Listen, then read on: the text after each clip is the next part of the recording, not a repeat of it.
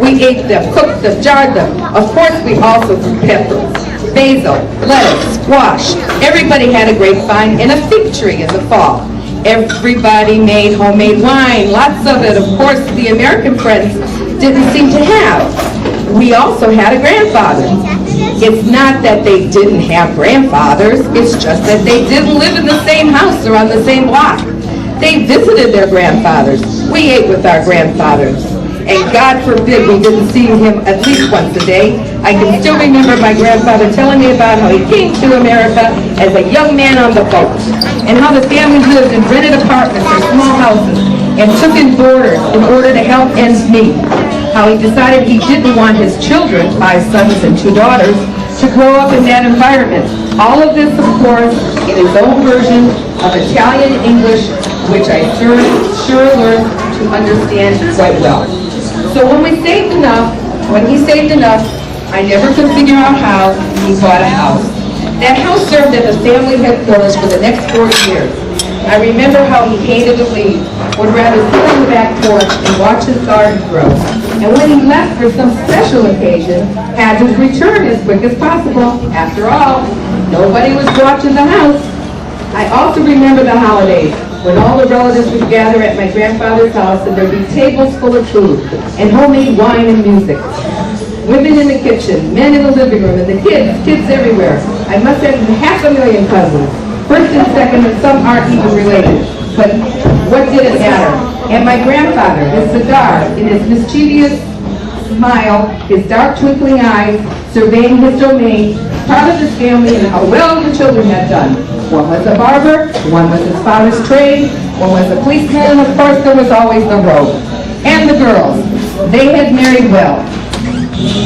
And fine husbands and healthy children, everyone knew respect. He had achieved his goal in coming to America and to Philadelphia. And now his children and their children are achieving the same goals that were available to them in this great country because they were Americans.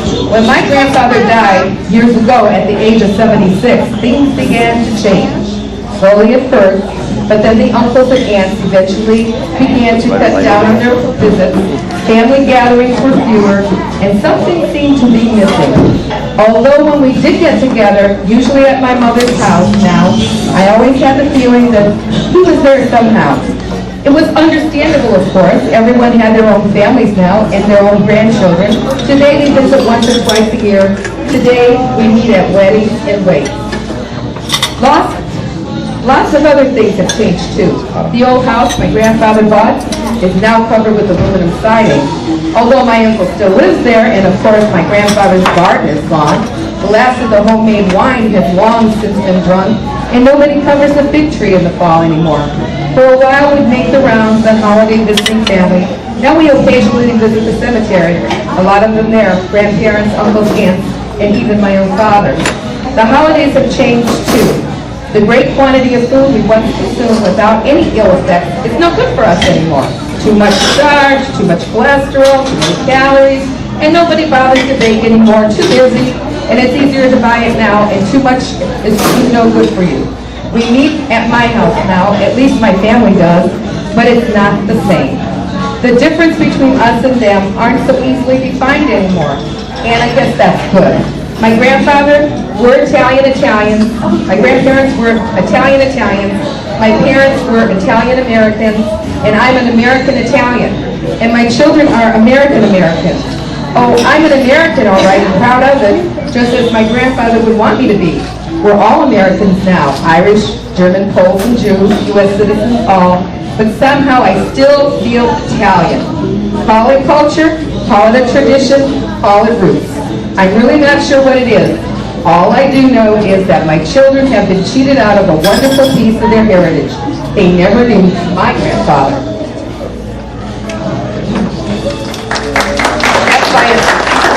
That's by an unknown author. And then I picked this little gem up in a store. A story from an Italian who went to Florida. I came here to a hotel.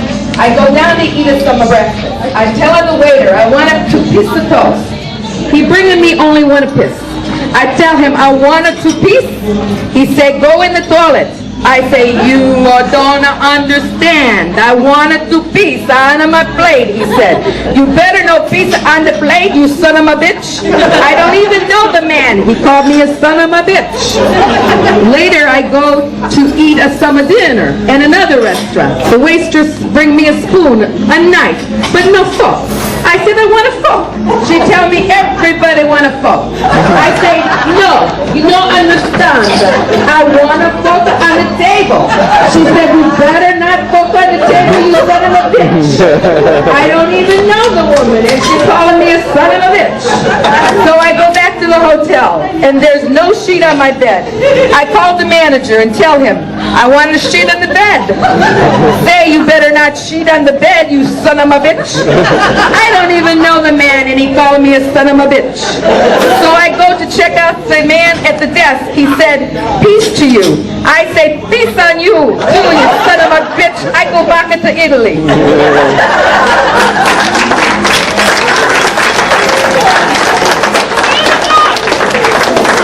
Okay, now my niece Angie's gonna do some tributes to my dad.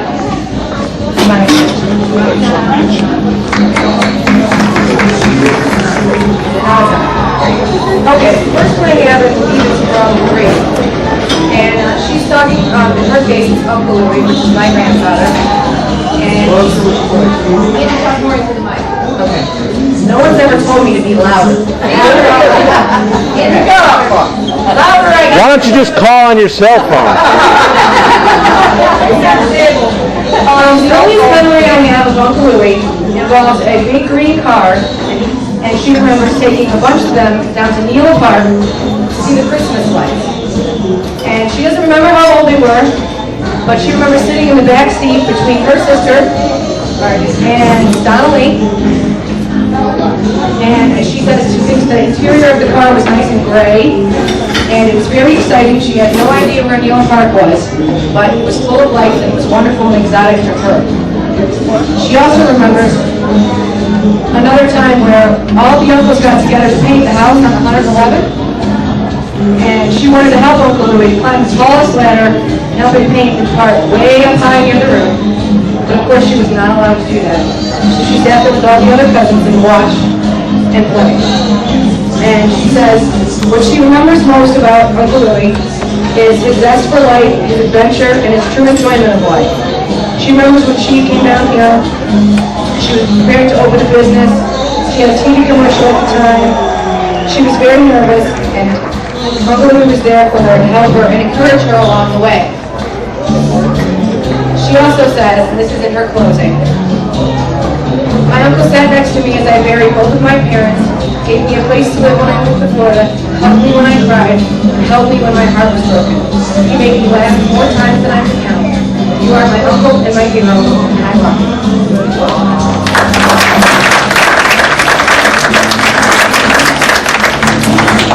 This one was sent in to both people from my Aunt Mira, which is my Uncle Louie's wife. And the memory that she sent up was a time when Uncle Louie and Aunt Mira were first married, and they were living in Cleveland, and Grandma and Grandpa came up, and they were at the Home and Flower Show. And Grandpa wanted to buy some type of pots and pan set that Grandma did not want him to buy. But talked Aunt Mira into buying them, and she has had them ever since. And in addition, she also remembers that same day that they were walking out and Grandpa noticed these beautiful paintings, which resemble something like a Thomas Kincaid painting would resemble now. And he really, really wanted to buy it, and of course Grandma yet again said no. Otherwise they would have two houses, one full of stuff. And Grandpa really, really liked it. Looked over to Aunt Mira, asking for her approval of the picture. But Aunt Mira also agreed that it's beautiful. Looked back at Grandma. See, she thinks they're beautiful. Can I get it? Can I get it? Still Grandma said no. Said, I don't want any more junk in my house.